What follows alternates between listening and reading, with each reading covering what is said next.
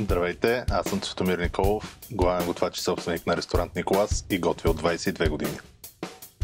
Реших да се включа в проекта на eBEG Шеф Меню, защото искам да покажа на хората, че могат да готвят лесни и вкусни рецепти вкъщи. Разбрах, че готвенето е моята страст още от детството, когато бях много малък. Любимите ми съставки са екзотични плодове и зеленчуци, които намирам в eBEG, а едно ястие не може без сол. Когато не си готвя, обичам да хапвам улична храна или храна в 3-звездни Мишелини. Бих описал своя стил на готвене като сладко люто солено.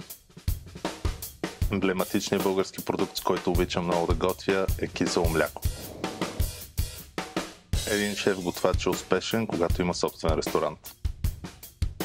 Най-необичайният въпрос, молба, беше: може ли това да ми го сготвите, както ми го готви мама? Когато има натоварени моменти и всеки един в отборът знае какво прави, напрежението изчезва много бързо. Бих отворил ресторант в някоя топла страна, която е на океан. Импровизациите в кухнята са всеки ден.